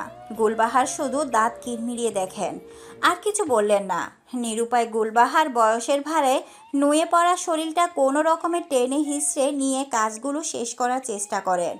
পুরোটা সময় শুধু চোখের জল ফেলেছেন। কাজ শেষে খাবার পেয়েছেন তিনি। চোখের সামনে খাবারের থালা পেতেই হামলে পড়েন। খেতে খেতে বুঝতে পারেন খাবারগুলো বাসি। তারপরও সেগুলো গ্রসে গ্রসে গিলতে থাকেন। অতিরিক্ত পরিশ্রমের কারণে প্রথম দিনই বিছানায় পড়ে গিয়েছেন তিনি, যদিও তাকে খুব বেশি বা ভারী কোনো কাজ দেওয়া হয়নি, তার বয়সের দিকে খেয়াল রেখে। কিন্তু আরাম আয়েসে বিলাসী জীবন কাটানো গুলবাহারের শরীরে এইটুকু পরিশ্রমও যেন সহ্য হচ্ছে না। ভেবেছিল পরের দিন হয়তো তার শারীরিক অবস্থা বিবেচনা করে তাকে ছাড় দেওয়া হবে, তবে আফসোস, তার ধারণা সম্পূর্ণ ভুল প্রমাণিত করে আবারও কাজের বিনিময়ে খাবারের সত্ত্ব আরোপিত হলো। অসুস্থ শরীর নিয়ে তাকে কাজ করতে হচ্ছে, নইলে তো খেতে পারবে না। না খেলে চলবে কি করে, বাঁচবেন কিভাবে? বাসন মাজতে মাজতে চোখে জল ফেলছেন গুলবাহার। তখনই জয়নাব এসে খোঁচা মেরে বলে ওঠে, কি গো খালাম্মা, কষ্ট হচ্ছে খুব? এমন কষ্ট তো আপনিও দিয়েছিলেন আপনার বাড়ির বউকে, বিনা কারণে বিনা অপরাধে। কি বলুন তো, বাপ বাপ কেউ ছাড়ে না। অট্ট হাসি হেসে প্রস্থান করে জয়নাব। তবে গুলবাহারের মাথায় ঘুরতে থাকে জয়নাবের বলা কথাগুলো। বড্ড মনে পড়ছে তার তাসফিয়াকে। মেয়েটাকে এত কষ্ট দেওয়া সত্ত্বেও কখনো তার সেবাতে কার্পণ্যতা করেনি সে। তাসফিয়ার কষ্টগুলো যেন আজ হাড়ে হাড়ে টের পাচ্ছেন গুলবাহার। আশ্চর্যের ব্যাপার, 2-3 দিনের মাথায় গুলবাহার বুঝতে পারেন তার মধ্যে থেকে রাগ, জেদ, অহংকার সব কাপড়ের মতো গায়েব হয়ে যাচ্ছে। নিজের পরিবারের কথা ভেবে ভেবে কেবল কষ্ট হচ্ছে, যন্ত্রণা হচ্ছে বুকে, যার ফলস্বরূপ সর্বদা অশ্রুসিক্ত হয়ে থাকছে চোখ জোড়া। বারবার একটা কথাই ভেবে যাচ্ছে, তার কিচ্ছু চাই না, কোনো কিচ্ছু না, কেবল তার পরিবারটাকে ফেরত পেতে চান। ছেলে, বৌমা, নাতি নাতনিদের নিয়ে তার ওই ভরা সংসারটায় আবারও ফিরে পেতে চান। কার গায়ের রং কেমন, কার অবস্থা কেমন, এসব কিছুতেই তার আর কোনো কিছু যায় আসে না। তার শুধু বাড়ি ফিরে যাওয়ার ইচ্ছা, তার ওই সুখী পরিবারটা ফিরে পাওয়ার ইচ্ছে। খানবাড়ির পরিবেশ এখন দুঃখী দুঃখী হয়ে থাকেন। গুলবাহার যতই খারাপ হন, কিন্তু বাড়ির একজন সদস্য, তাকে ছাড়া সত্যিই বাড়িটি নিষ্প্রাণ লাগছে। তাসপিয়া বার কয়েক আহরারকে বোঝানোর চেষ্টা করেছেন, কিন্তু আহরার শুনতে নারাজ। তার এক কথা, সঠিক সময় হলে সে নিজে গিয়ে গুলবাহারকে আবারও ফিরিয়ে আনবেন খানবিলায়। তাসপিয়াও তাও মানতে পারছিলেন না। নিজের স্বামী এমনকি ভাসুরের কাছেও অনুরোধ করেছে, কেউ এই ব্যাপারে কথা বলতে চান না, সবটাই ছেড়ে দিয়ে রেখেছেন আহরারের উপর। তাই শেষ পর্যন্ত অরণিকার কাছে অনুরোধ নিয়ে গেলে অরণিকার জবাব, মা, এই যে মানুষটার জন্য কষ্ট পাচ্ছেন, আপনি কি চান না মানুষটা ভালো হয়ে যাক, তার মধ্য থেকে সমস্ত খারাপই দূর হয়ে যাক? তাসপিয়া করুণ দৃষ্টিতে তাকিয়ে মৃদুস্বরে জবাব দেন, চাই তো, কিন্তু নিজের বাড়ি ছেড়ে মানুষটা এভাবে। তাসফিয়াকে থামিয়ে অরণিকা পুনরায় বলে ওঠে, এই যে উনি আপনাকে আমাকে এতটা অপছন্দ করেন, আপনি চান না উনি মন থেকে আমাদের মেনে নিক, আমাদেরকে ভালোবেসে কাছে টেনে নিক? তাসফিয়ার চোখ জোড়া চকচক করে ওঠে, যেন বহুদিনের কাঙ্ক্ষিত কোনো কিছু পূরণ হওয়ার সংবাদ পেতে যাচ্ছে। উজ্জ্বল হয়ে ওঠে মুখশ্রী, উপর নিচে মাথা দুলিয়ে বোঝান যে তিনি কতটা চান। অরণিকা হাসল, ঠোঁটের হাসি ফুটিয়ে রেখেই জবাব দিল, তবে একটু অপেক্ষা করুন মা, একটা বিশুদ্ধ পরিষ্কার মন নিয়ে একজন পবিত্র মানুষ হিসেবে এই বাড়িতে ফিরবেন দাদিজান, শুধু একটু ধৈর্য রাখুন। তাসফিয়ার চোখে মুখে আবারও হতাশার ছাপ দেখা যায়। ভেতর চিরে আসা দীর্ঘশ্বাস ফেলে মাথা নেড়ে সম্মতি জানান অরণিকার কথায়। নিকোষ কালো আধারে ছেয়ে থাকা ঘরের মেঝেতে গুটি গুটি মেরে বসে আছে আদ্রিকা। 2 হাঁটু ভাঁজ করে তাতে মুখ গুজে রেখেছে। থেকে থেকে শরীর কেঁপে উঠছে তার, ফোপানোর আওয়াজ ভেসে আসছে। একা একা অন্ধকারে ভয় পাওয়া আদ্রিকা আজ ঘরের আলো জ্বালায়নি, আধারে নিবৃত্তে বসে মন খুলে কাদার ব্যবস্থা করে রেখেছে। এভাবেই কাটছে তার বিগত কয়েকদিন। ঘর বন্দি জীবন, সকলের গালমন্দ শোনা আর মায়ের এক বুক কষ্ট থেকে বেরিয়ে আসা চোখের জল দেখে থেকে একদম বন্ধ করা কষ্ট অনুভূতি নিয়ে দিন কাটাচ্ছে সে। ক্যাসক্যাস করে দরজা খোলার আওয়াজে কান্না থেমে যায় আদ্রিকার, তবে মাথা তুলে তাকায় না সে। আলো জ্বলে উঠে ঘরের, সেই সাথে ধিক্কার মিশ্রিত এক কণ্ঠস্বর, এভাবে বসে বসে শোক পালন করে কি প্রমাণ করবি তুই? নোংরামি করার আগে মাথায় রাখা উচিত ছিল পরিস্থিতি কেমন হতে পারে। সেলিনার কথা শুনে মাথা তোলে আদ্রিকা। টকটকে লাল চোখ, ফোলা ফোলা মুখের করুণ দৃষ্টিতে তাকিয়ে থাকে চাচির দিকে। তাতে সেলিনার বিন্দুমাত্র মায়া হয় না, আরও একবার মুখ ছাপটা দিয়ে বলল, বাপহীন মেয়ে তুই, অন্তত মায়ের কথাটা ভাবা উচিত ছিল। যাই হোক, নিজেকে যত দ্রুত পারিস সামলে নে, তোর ব্যবস্থা করা হচ্ছে। এই বলে সেলিনা গটগটিয়ে বেরিয়ে গেলেন ঘর থেকে। বাহির থেকে আর দরজা আটকে দিলেন না, তাতে কিছুটা খুশি হলো আদ্রিকা। সেদিন তার ফোনটা সেলিনার হাতে পড়ায় সে অপরিচিতর সাথে হওয়া সমস্ত বার্তা আলাপ পড়ে ফেলেন তিনি। সাথে সাথেই চিৎকার করে বাড়ি মাথায় তুলেছেন। আরজু বেগমের সামনে অভিযোগ তুলে নানা ধরনের কটু কথা বলেছেন। কিছু সময় পর আদ্রিকা বাড়ি ফিরতে কোনো কথা ছাড়াই তার উপর হামলে পড়েন আরজু। ইচ্ছে মতো চর থাপ্পড় মারতে থাকেন। একটা সময় ক্লান্ত হয়ে ধপ করে মাটিতে বসে পড়েন তিনি। হাউমাউ করে কাঁদতে কাঁদতে বিলাপ করতে থাকেন। ততক্ষণে আদ্রিকা সব কিছুই জেনে বুঝে গিয়েছে। মাথা নিচু করে দাঁড়িয়ে কেঁদেই গেছে কেবল, মুখ ফুটে কোনো টু শব্দ করেনি। তারপর থেকে তাকে ঘরবন্দি করে রাখেন আরজু। প্রথম দিন তাকে না খাইয়ে রেখেছিল 2 বেলা। তারপর থেকে ঘরে কেবল খাবার দিয়ে যাওয়ার জন্য দরজা খোলা হতো। আর পুরোটা সময় বন্দি দশায় পার করত আদ্রিকা। কাঁদতে কাঁদতে কখনো ক্লান্ত হয়ে চুপচাপ নীরব হয়ে যেত, কখনো হাউমাউ করে কেঁদেই যেত। এই সব কিছুর মধ্যে কেবল তার বুবুর কথাই মনে পড়তো বারবার। আজ তার বুবু থাকলে তাকে এত কষ্ট পেতে হতো না। আদ্রিকা কোনোভাবেই নিজেকে দোষী ভাবতে পারে না। সে তো কেবল পছন্দ করেছে একটা ছেলেকে। এছাড়া কোনো গভীর বাক্য আলাপও তো হয়নি তাদের মধ্যে। এত মার্জিত সব কথাবার্তা ছিল তাদের। তারপরও তাকে এমনভাবে দোষারোপ করা হচ্ছে যেন সে রীতিমতো খুনের আসামি। আজ দরজা খোলা পাওয়ায় আদ্রিকার মনে হলো একবার ফোনটা খুঁজে দেখবে। যেভাবেই হোক অরুণিকার সাথে যোগাযোগ করতে চায় সে। তাই তো ঘর থেকে বেরিয়ে সেলিনার ঘরে যাওয়ার উদ্দেশ্যে পা বাড়ায় সে। পথে তার দাদা জসিমউদ্দিনের ঘর থেকে চাচা জাহিদের গলার আওয়াজে থমকে গেল পা জোড়া। তার বিয়ের আলাপ চলছে। আদ্রিকা একটু আড়ালে দাঁড়িয়ে শোনার চেষ্টা করলো। জাহিদ বলেন, ছেলেটা তো প্রথমে রাজি ছিল না, কিন্তু আজ হঠাৎ সে নিজেই আমার দোকানে এসে হাজির। ভালো মন্দ কত কথা বলে অবশেষে নিজের রাজি হওয়া কথাটা জানিয়ে দিল। আদ্রিকাকে বিয়ে করতে কোনো আপত্তি নেই তার, তবে সে চায় আপাতত ঘরোয়াভাবে বিয়েটা করবে, পরে না হয় অনুষ্ঠান হবে। কাল সন্ধ্যায় বাবা মাকে নিয়ে এসে বিয়ের কাজটা সম্পূর্ণ করে যেতে চাইছে। আপনি কি বলেন বাবা? জসিমউদ্দিন জবাব দেন, আমি আর কি বলবো, তোমরা যা ভালো বোঝো। জাফর আরজু বেগমের উদ্দেশ্যে একই প্রশ্ন ছুড়লে তারও অনুরূপ জবাবে মিলে। আদ্রিকা বোঝার চেষ্টা করছে কার সাথে তার বিয়ের এত তোড়জোড়। তখনই সেলিনা বলে ওঠেন, যাক বাবা, শাহাদাতের মতো এত ভালো ছেলেকে জামাই হিসেবে পাওয়া বড় সৌভাগ্য হলো। আদ্রিকার মাথায় যেন আকাশ ভেঙে পড়ে। বিস্ফোরিত নয়নে চেয়ে থাকে সে। শাহাদাত, ওই মানুষরূপী জানোয়ারটার সাথে তার বিয়ে দিতে চাইছে তার পরিবার। তারা তো কেউ জানে না ওর আসল রূপ। এখন কি করবে আদ্রিকা? ভরসা কেবল তার বুবু। আদ্রিকা ছুটে চলে যায় সেলিনার ঘরে। ওয়ার্ড্রোবের উপরে কাঙ্ক্ষিত ফোনটা পেয়ে যেতে দ্রুত সেটা হাতে নিয়ে অরুণিকার নাম্বারে ডায়াল করতে যায়, কিন্তু পারে না। খপ করে কেউ একজন হাত ধরে ফেলেন তার। তাকিয়ে দেখে সেলিনা। তোর সাহস তো কম নয় আদ্রি, একটু সুযোগ পেয়েছিস আর অমনি কাজে লাগিয়ে ফেলেছিস। তোকে ছেড়ে দেওয়াই ভুল হয়েছে। এই বলে সেলিনা আদ্রিকার হাত ধরে টানতে টানতে নিয়ে যেতে থাকে। আদ্রিকা বারবার কাকুতি ভরা কণ্ঠে বলে যাচ্ছে, চাচি আমার ছাড়ো, আমি বুবুর সাথে কথা বলবো। ওই শাহাদাত একটা বাজে ছেলে, আমি কিছুতেই ওকে বিয়ে করব না।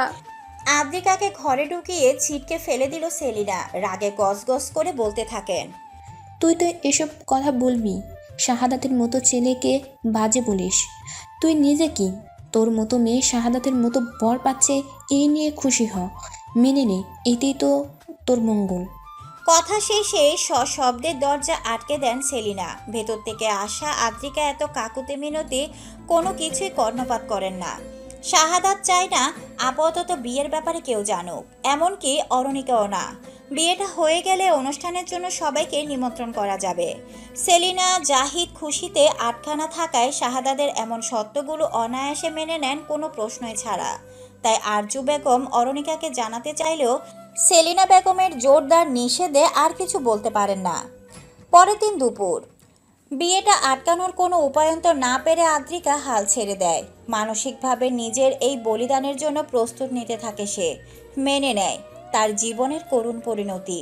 বন্দি ঘরে বসে চুপচাপ আপন মনে নিজের কষ্টের কথা ভেবে যাচ্ছে। হুট করে ঘরের দরজা খুলে যায়। বান্ধবী রুমকিকে ভেতরে ঢুকতে দেখে বাঁধ ভাঙা কান্নায় ভেঙে পড়ে সে। রুমকি ছুটে এসে আদ্রিকাকে জড়িয়ে ধরে সান্ত্বনা দিতে থাকে। কিছু সময় পর কান্না থামিয়ে নিজেকে সামলে নিল আদ্রিকা। কৌতূহলের স্বরে জিজ্ঞেস করে। তুই এই ঘরে আসলি কিভাবে? চাচি আসতে দিল? রুমকি জবাব দেয়, উনিই তো ডেকে পাঠিয়েছে তোকে ঠিকঠাক করে সাজিয়ে দেওয়ার জন্য, আর বলেছেন আমি যেন তোকে বুঝিয়ে রাজি করাই। কি? তুই তো জানিসই ওই শাহাদাত কেমন। আমি তো তোকে সব বলেছি। আমি কিভাবে? আমি জানি আদ্রি, শোন। থেমে গেল রুমকি। আশেপাশে সতর্ক দৃষ্টিতে নজর বুলিয়ে নিল। যখন বুঝলো কেউ নেই, আদ্রিকার কানের কাছে এসে ফিসফিসিয়ে বলে, আমি লুকিয়ে একটা বাটন ফোন এনেছি, তুই অরু বুবুকে ফোন কর, তাকে জানা। সে নিশ্চয়ই কিছু না কিছু করবে, তোর জীবনটা এভাবে নষ্ট হতে দিবে না।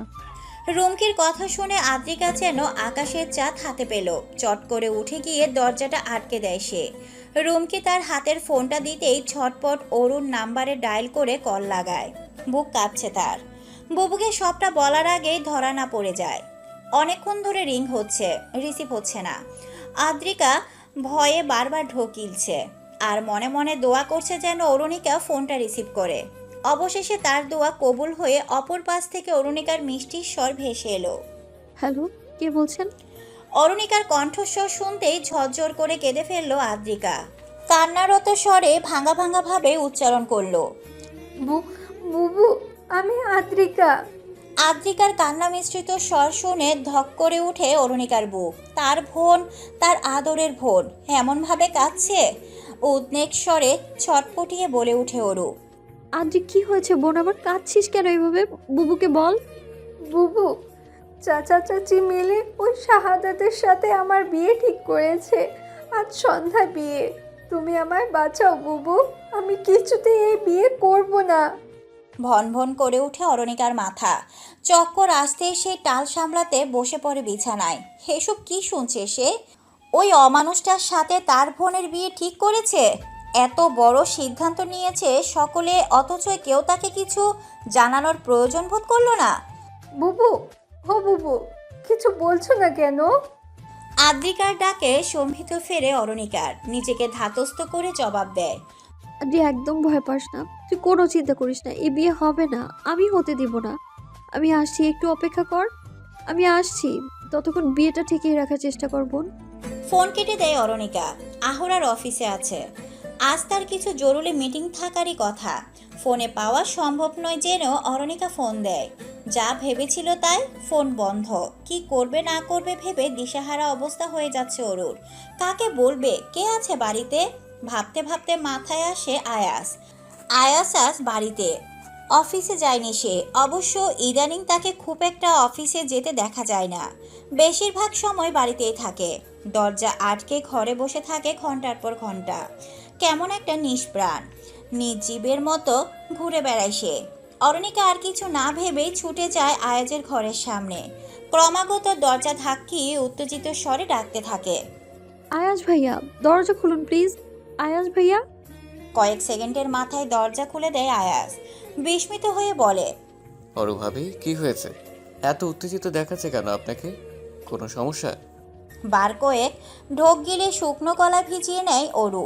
হাঁপিয়ে ওঠা স্বরে বলে, আমাকে আমাকে আমাদের বাড়িতে নিয়ে চলুন ভাইয়া প্লিজ, আমার বোনটাকে বাঁচাতে হবে। মুহূর্তে আয়াজের চোখে মুখের পরিবর্তন চলে আসে। যতটা উত্তেজিত অরু ছিল ততটাই উত্তেজিত হয়ে প্রশ্ন করে আয়াজ, আদ্রিকা, কি হয়েছে আদ্রিকার? ভাবি, আদ্রিকা ঠিক আছে তো?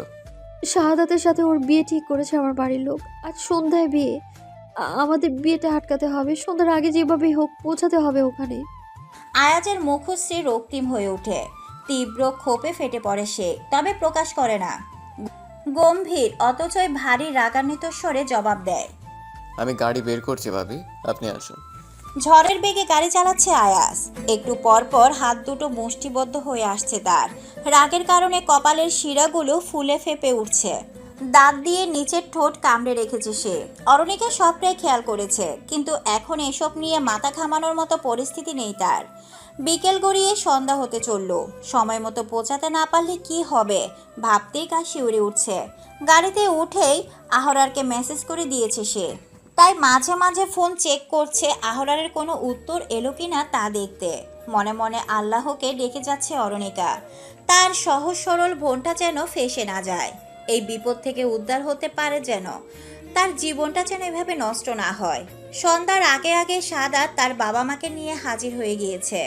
বসার ঘরে সকলেই বসে আছে, জরুরি কথাবার্তা সারছে। এই ফাঁকে শাহাদাত বেরিয়ে এসে খুঁজে বেড়াতে লাগলো আদ্রিকার ঘর। হুট করে সেলিনার মুখোমুখি হতে বেশ বিব্রত হয়ে পড়ল সে, কিন্তু সেলিনা আহ্লাদে ভাব নিয়ে বলে ওঠে, এ কি শাহাদাত বাবা, তুমি এইদিকে কিছু খুঁজতেছো? শাহাদাত আমতা আমতা করে বলে, না মানে ওই আসলে সেলিনা কিছুক্ষণ গভীর দৃষ্টিতে পর্যবেক্ষণ করে বোঝার চেষ্টা করলো, পরক্ষণে সবকিছু বুঝে ফেলার ন্যায় মাথা নাড়িয়ে বলেন, ও বুঝেছি, আদ্রিকাকে খুঁজছো তো? যাও যাও, ওই সামনের ঘরটাতে আদ্রিকা আছে, তুমি গিয়ে কথা বলে যাও, কোনো সমস্যা নেই। এই বলে খিক খিক করে হাসতে হাসতে চলে গেলেন সেলিনা। শাহাদাত বিরক্ত হলেও কিছু বলে না, সোজা চলে যায় আদ্রিকার ঘরে। দরজা কপাট ধাক্কা দিয়ে খুলে ধুম করে ঢুকে যায় ঘরের ভিতর, যেন তার নিজের ঘর। সম্পূর্ণ অধিকার নিয়ে সে এই ঘরে ঢুকেছে। কি দাপুটে তার আগমন! ঘরে আদ্রিকার রুমকি বসেছিল। শাহাদাত ভেতরে ঢুকতেই দুজনে চমকে উঠে। শাহাদাতের গমগমে কণ্ঠস্বর রুমকির উদ্দেশ্যে, তুমি একটু বাইরে যাও, আমার আদ্রিকার সাথে কথা আছে। রুমকি উঠে চলে যেতে চাইলে আদ্রিকা খামছে ধরে তার হাত। ভয় পাচ্ছে সে, সেই সাথে হচ্ছে প্রচণ্ড ঘৃণা। রুমকি দ্বিধাদ্বন্দ্বে পড়ে গেল, কিন্তু শাহাদাত তার দিকে এমনভাবে তাকিয়ে আছে যে চাইলেও আর দাঁড়িয়ে থাকতে পারল না। আদ্রিকার হাতটা ছুটিয়ে নিতে নিতে বলল, তো একটু বস না আদ্রি, আমি এই যাবার আসবো। রুমকি দ্রুত পায়ে বেরিয়ে গেল ঘর থেকে, তবে অন্য কোনো দিকে না গিয়ে ঘরের বাহিরে একটু আড়ালেই দাঁড়িয়ে রইল। এই লোকের বিশ্বাস নেই। আদ্রিকা নিজের পরনের কাপড় খামচে ধরে কাটকাট হয়ে বসে আছে। অসহ্য লাগছে তার। এই লোকটাকে মেরে ফেলতে ইচ্ছে হচ্ছে, কিন্তু আফসোস সে পারছে না। শাহাদাত এগিয়ে এসে তার মুখোমুখি বসে পড়তেই সে ছিটকে পেছনে সরে যায়। শাহাদাতের রাগ হয়, চিবিয়ে চিবিয়ে বলে ওঠে, সরে যাচ্ছ কোথায়? একটু পরেই তো পার্মানেন্টলি আমার সাথে বাঁধা পড়বে, তারপর তো সারা জীবন আমার কাছেই থাকবে সুন্দরী। বলতে বলতে শাহাদাত অনেকটা এগিয়ে এসেছে। আদ্রিকার পিঠ ঢেকে গিয়েছে, সে আর পেছোতে পারছে না। লোকটা এতটাই কাছে এসে ভিড়েছে যে আদ্রিকার নিঃশ্বাস নিতে কষ্ট হচ্ছে। ঘৃণায় পেট গোলাচ্ছে তার। ধাক্কা দিয়ে সরিয়ে দিতে ইচ্ছে হচ্ছে, কিন্তু শরীরে যেন এক ফোঁটাও শক্তি নেই। আকস্মিক শাহাদাত তার গাল দুটো চেপে ধরল, দাঁত কিরমিরিয়ে বলল, প্রথমে বিয়ে থমত করলেও পরে বুঝতে পারলাম প্রতিশোধ নেওয়ার চেয়ে ভালো সুযোগ আর হয় না। তোর বোনের বড্ড তেজ, তোকে দিয়েই না হয় সেই সত্য তুলে নি। আজ রাতের জন্য প্রস্তুতি নে, তোর শরীরের প্রতিটি ভাঁজে ভাঁজে আমার বিষাক্ত ছোঁয়া ছুঁয়ে দিব। আজ তোকে নাচাবো, বাইজিদের মতো করে নাচাবো, প্রস্তুত হ। কথা শেষ করে আদ্রিকাকে ছিটকে ফেলে দিল শাহাদাত। হনহন করে বেরিয়ে গেল ঘর ছেড়ে। শাহাদাত বেরোতেই রুমকি ছুটে আসে। আদ্রিকা ফুপিয়ে কেঁদে ওঠে। রুমকির কোনো প্রশ্ন করে না, কারণ সে বাহির থেকেই সবটা শুনেছে। আদ্রিকাকে বুকে জড়িয়ে মাথায় হাত বুলায় কেবল। সান্ত্বনা দেওয়ার ভাষাও যেন পাচ্ছে না সে। ফোপানোর স্বরে আদ্রিকা উচ্চারণ করে একটাই বাক্য, কোথায় তুমি বুবু? কাজী সাহেব এসে পড়েছেন। কাগজপত্র সব ঠিকঠাক করে এখন বিয়ে পড়ানো শুরু করবেন। আদ্রিকাকে জোর করে নিয়ে আসা হয়েছে, ধরে বেঁধে বসিয়ে রেখেছে। সে কেবল বারবার আশেপাশে চোখ বুলিয়ে খুঁজে যাচ্ছে তার বুবুকে। কখন আসবে তার বুবু? আর যে সময় নেই। তবে কি তাকে বাঁচাতে পারবে না তার বুবু? সবটা কি শেষ হয়ে যাবে এবার? সাই করে গাড়ি থামানোর আওয়াজ হয় অরণিকাদের বাড়ির সামনে। গাড়ি থামাতে না থামাতে এক মুহূর্ত দেরি না করে নেমে পড়ে আয়াস। ছুটে চলে যায় বাড়ির ভেতর। অরণিকা অবাক হয়, সেও দ্রুত নেমে পিছু পিছু ছোটে। কাজী সাহেব তখন শাহাদাতকে কবুল বলতে বলছেন। যখনই শাহাদাত কবুল বলতে উদ্যত হবে, তখনই তার মুখ বরাবর সজোরে এক খুশি পড়তেই ছিটকে পড়ে যায় মেঝেতে। আকস্মিক আক্রমণে স্তব্ধ সবাই। আহাম্মকের ন্যায় দাঁড়িয়ে কেবল দেখতে থাকে। কি হচ্ছে বুঝে ওঠার আগেই শাহাদাতকে তুলে দাঁড় করিয়ে আরো কয়েক ঘা বসিয়ে দেয় আয়াস। এমন এক তাণ্ডব লীলা এক সময় আহরারকে করতে দেখা গেছিল, যখন শাহাদাতের নোংরা থাবা অরণিকার উপর পড়ছিল। সেদিনকাই সেই আহরারের রূপ আজ হুবহু আয়াজের মধ্যে প্রতিফলিত হচ্ছে। হিতাহিত জ্ঞান লোপ পেয়েছে আয়াজের। উদ্ভ্রান্তের নিয়ে শুধু এলোপাতারে মেরে যাচ্ছে শাহাদাতকে। ততক্ষণে আদ্রিকার কাছে এসে তাকে বুকে জড়িয়ে দাঁড়িয়ে আছে অরুণিকা। তখনও আদ্রিকা কেঁদেই যাচ্ছিল, তবে আয়াজের এমন কাণ্ড ভালোভাবেই নজরে পড়তেই থেমে যায় সব কান্না। বাকিদের মতো সেও বিস্ময় নিয়ে দেখছে আয়াজকে। শাহাদাতের বাবা আর অরুর চাচা মিলে আয়াজকে আটকানোর চেষ্টা করছেন, কিন্তু পেরে ওঠা যাচ্ছে না আয়াজের সাথে, বরং তার শক্তিশালী ধাক্কায় দুজনে ছিটকে পড়েছেন দুদিকে। আজ যেন শাহাদাতের প্রাণ নিয়ে ছাড়বে আয়াজ। ওদিকে শাহাদাতের মা হাউমাউ করে কাঁদতে শুরু করেছেন। সেলিনা ভয়ে থরথর করে কাঁপছেন। আরজু বেগম, জসিমউদ্দিন দুজনে কারোরই এখনও বোধগম্য হচ্ছে না ব্যাপারটা। যখন কেউ আয়াজের সাথে পেরে উঠছে না, পারছে না তাকে থামাতে, তখনই কারো তেজালো কণ্ঠস্বর কর্ণপাত হতেই থেমে যায় আয়াজের হাত। আহরা এসেছে, তার ঝাঁঝালো স্বরে নিষেধাজ্ঞা। ছেড়ে দে ওকে আয়াজ। আয়াজের হাত থেমে যেতে আরও একবার ভেসে এলো আহরারের কণ্ঠ। আর একবারও যদি হাত উঠেছিস তবে আমার হাত কিন্তু উঠে যাবে। আয়াজ ঘুরে তাকায় তার ভাইয়ের দিকে। হাঁপানি রোগীর মতো হাঁপাচ্ছে সে, চোখ মুখ অসম্ভব লাল। এখনও নিজের রাগ নিয়ন্ত্রণে এনে শান্ত হতে পারছেন না সে। ওদিকে শাহাদাতের মরা মরা অবস্থা। নিজেদের গাড়ির ড্রাইভারকে বলে শাহাদাতকে ধরে গাড়িতে তোলে শাহাদাতের বাবা। ছুটে যায় হাসপাতালের উদ্দেশ্যে। আহরার সকলকে শান্ত হয়ে বসতে বলে, যেহেতু সে বাড়ির জামাই, সকলেই সম্মানীয়, তাই কেউ আর বিরক্তি না করে তার কথা শুনে বসে পড়ল। আহরার ভীষণ শান্ত হয়ে আছে। যেই পরিস্থিতিটা ঘটেছে তা খুব ঠান্ডা মাথায় সামলাতে হবে। অরুণিকার মেসেজ আসার কিছু সময়ের মধ্যে মিটিং শেষ হয়ে গিয়েছিল আহরারের। মেসেজ পড়ে সেই বাকি সব মিটিং ক্যান্সেল করে অফিস থেকে বেরিয়ে পড়ে। গাড়ি এক প্রকার উড়িয়ে নিয়ে আসে। অরুণিকার সাথে যোগাযোগ করার চেষ্টা করলেও নেটওয়ার্কের সমস্যার কারণে সম্ভব হয়নি। এমনকি আয়াসকেও ফোনে পায়নি সে। তাই আর সময় নষ্ট না করে দ্রুত চলে এসেছে এখানে। এখন মনে হচ্ছে সে একদমই সময় মতো আসতে পেরেছে। এই মুহূর্তে তাকে এখানে উপস্থিত সকলকে বেশ কিছু তিক্ত সত্য জানাতে হবে। লম্বা একটা দম নিয়ে আহরার সকলের উদ্দেশ্যে বলে ওঠে, আপনারা সবাই হয়তো অবাক হচ্ছেন এটা ভেবে যে আমার ভাই আয়াজ কেন এত ডেসপারেট হলো, শাহাদাতকে কেন ভাবে মারলো। সবাইকে সেসব বৃত্তান্ত খোলাসা করে বলবো। তার আগে আমার একটা পরামর্শ, সকলেই মনটাকে শান্ত রাখবেন। এই বলে আহরার পুরনো সেই সমস্ত ঘটনাগুলো যা দায়ানের বোনের বিয়ের সময় ঘটেছিল, আদ্রিকার দিকে শাহাদাতের নোংরা দৃষ্টি তাকানো, বাজে ব্যবহার, অরুণিকার শাহাদাতকে চর মারা আর তার জের ধরে অরুণিকার ইজ্জতের উপর হামলা চালানোর চেষ্টা, সেখান থেকে অরুণিকাকে আহরার উদ্ধার করা, পরবর্তীতে প্রতিশোধ নেওয়ার উদ্দেশ্যে শাহাদাতের পুনরায় আহরারকে আক্রমণ করা, সমস্ত ঘটনা সকলের সামনে তুলে ধরল আহরার। নিজের বলা শেষে থামল সে। সকলে নীরব দর্শকের ভূমিকা পালন করে শুনে গেল সবটা। বেশ কিছুটা সময় নীরবতা কাটিয়ে আচমকা কেঁদে ওঠেন আরজু বেগম। কপালে হাত ঠেকিয়ে মাথা নিচু করে কেঁদে যাচ্ছেন তিনি।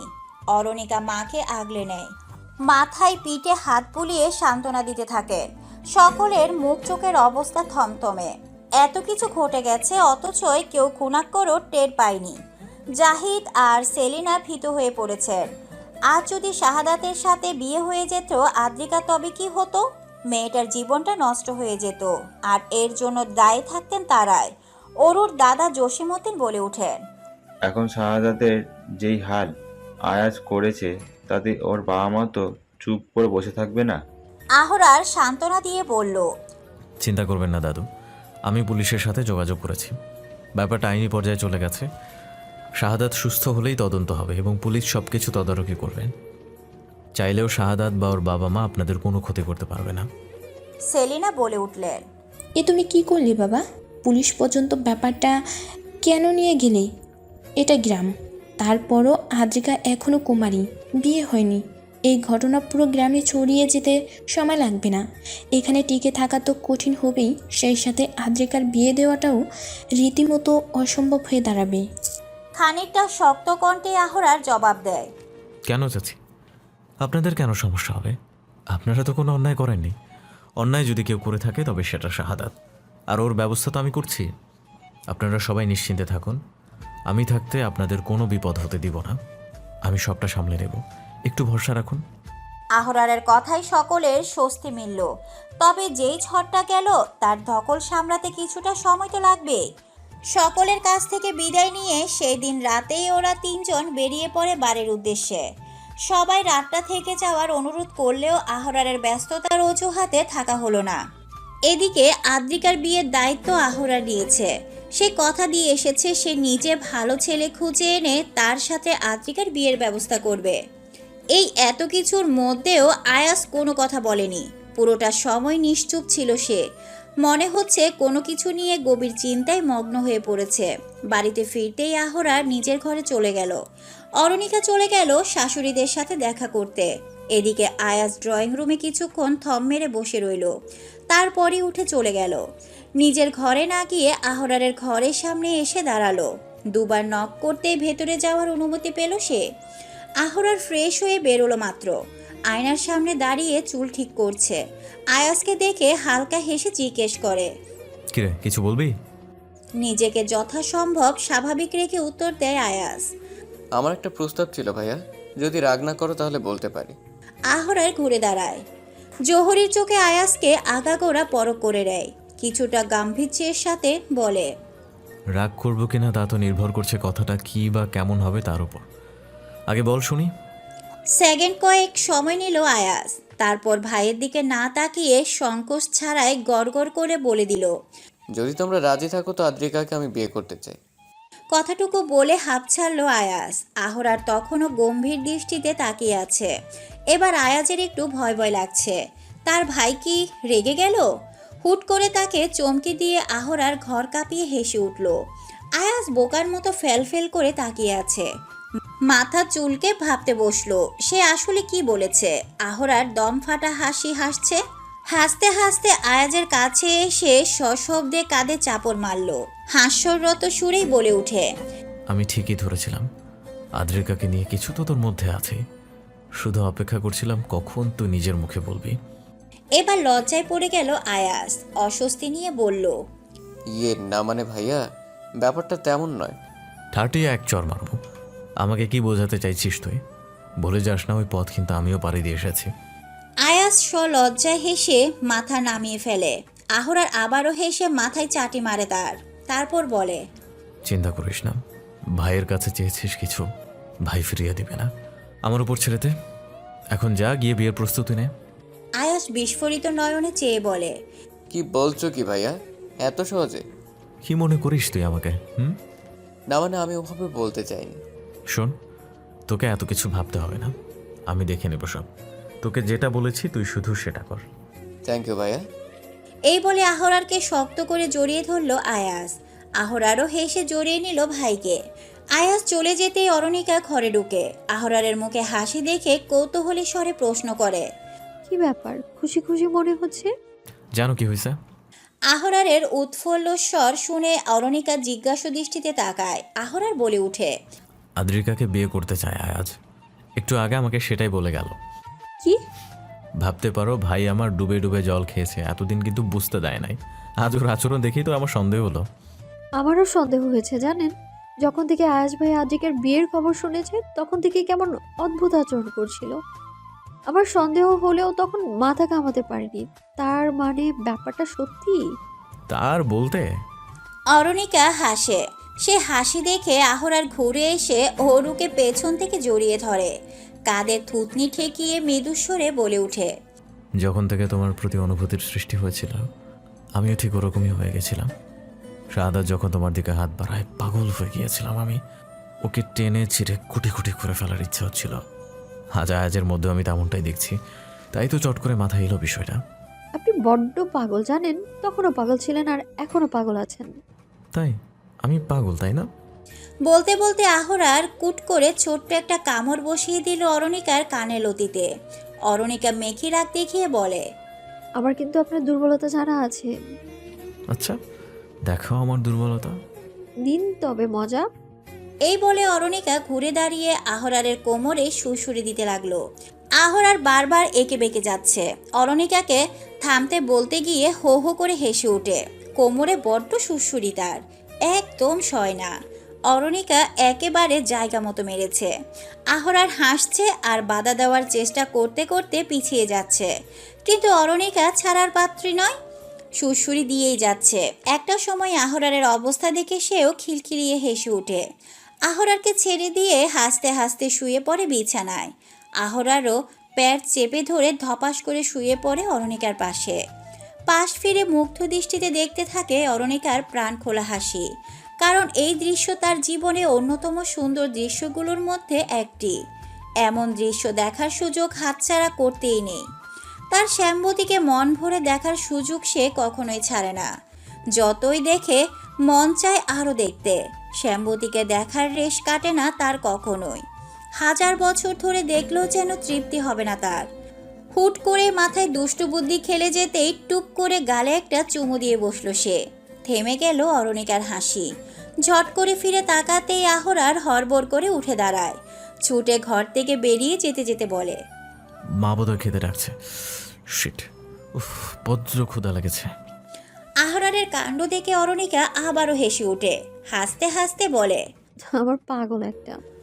অবশেষে খানবাড়িতে আরও এক আনুষ্ঠানিকতার সূচনা ঘটতে যাচ্ছে। বাড়ির সকলকে নিয়ে আহরার আলোচনায় বসেছিল। আলোচনার বিষয়বস্তু আয়াস আদ্রিকার বিয়ে। যদিও আয়াস আদ্রিকাকে পছন্দ করে বলেই বিয়ের কথা সে নিজ মুখে বলেছে, তবে আহরার সেটা সকলের সামনে প্রকাশ করলো না। সে বিষয়টি এমনভাবে উপস্থাপন করলো যেন আদ্রিকার বিয়ের কথাবার্তা চলছে। তাই আহরারই চায় আয়াজের সাথে আদ্রিকার বিয়েটা হোক। বাড়ির কারোরই এ ব্যাপারে কোনো আপত্তি না থাকলেও তাসফিয়া খানিকটা গাইগুই করছেন। কারণটা এই নয় যে তিনি আদ্রিকাকে পছন্দ করেন না বা বিয়েতে মত নেই। তার আপত্তি হলো গুলবাহারের অনুপস্থিতি নিয়ে। বাড়ির ছেলের বিয়ে অথচ একজন গুরুত্বপূর্ণ সদস্য উপস্থিত থাকবেন না, ব্যাপারটা একদমই ভালো দেখাবেন না বলেই তার দ্বিমত পোষণ করা। এই পর্যন্ত আলোচনা ভালোই চললেও তাসফিয়ার এমন আপত্তি আহরারকে রাগিয়ে দিল। সে বহুবার তার মাকে ভালোভাবে বুঝিয়েছে এই মুহূর্তে গুলবাহারের এমন শাস্তি প্রয়োজন। এতে তার নিজেরই মঙ্গল। নিজের ভুল বুঝে তার সংশোধন করতে সাহায্য করবে তাকে এই শাস্তি। কিন্তু তাসফিয়া বুঝেও বুঝতে চাইছেন না। আহরার আর তর্ক বিতর্ক বোঝাবুঝি বাদ দিয়ে আসর ত্যাগ করলো। রেগে মেগে গটগটিয়ে বেরিয়ে গেল একেবারে বাড়ির বাহিরে। তা দেখে আফতাব সাহেব তাসফিয়ার উদ্দেশ্যে বলে ওঠেন, তুমিও না তাসফি, কেন বারবার ওই এক ক্যাচাল লাগিয়ে রাখো ছেলেটার সামনে, বলো তো? তাসফিয়া দীর্ঘশ্বাস ফেলে শান্ত কণ্ঠে জবাব দেন, এত বছর ধরে সংসার করছি, কতটুকু কথা শুনে শুনে কাটিয়েছি তার কি হিসেব আছে?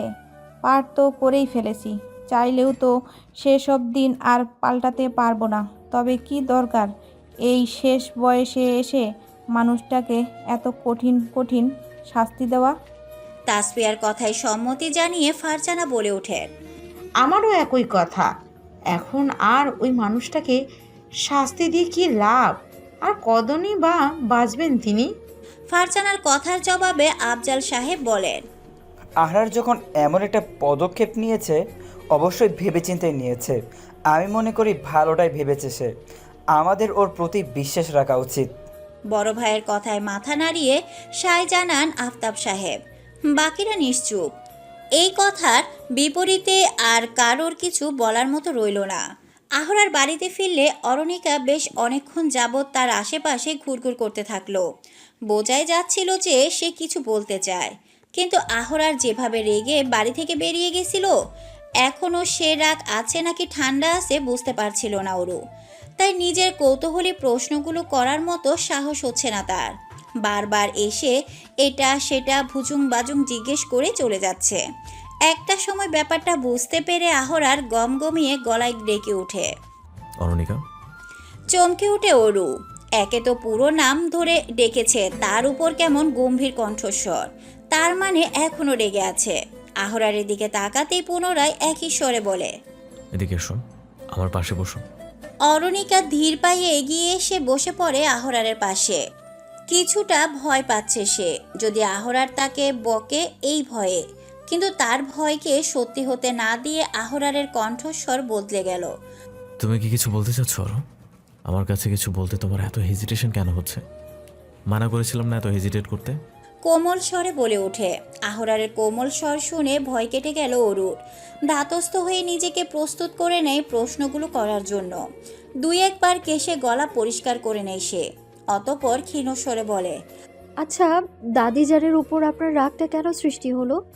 ওই দিন ঘুমের ভান ধরে থেকে মিথ্যে বলার জন্যে মায়ের উপর করা অত্যাচারগুলো সম্পর্কে জেনে, নাকি আরও অন্য কোনো কারণ আছে?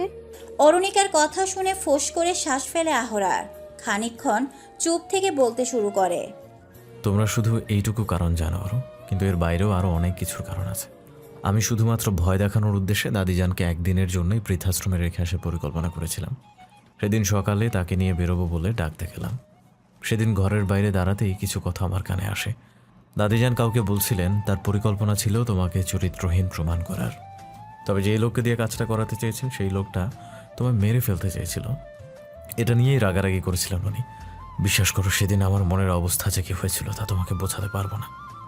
যে দাদিজানকে আমি এতটা ভালোবাসতাম, এতটা সম্মান করতাম, সে এত নীচ, এমন হীন কাজ করতে পারে। প্রচণ্ড কষ্ট হচ্ছিল এই সত্যিগুলো মেনে নিতে। তারপরও নিজেকে শক্ত করে রেখেছিলাম। এক প্রকার কঠিন হয়ে গিয়েই আমি দাদিজানকে রেখে আসলাম একেবারে।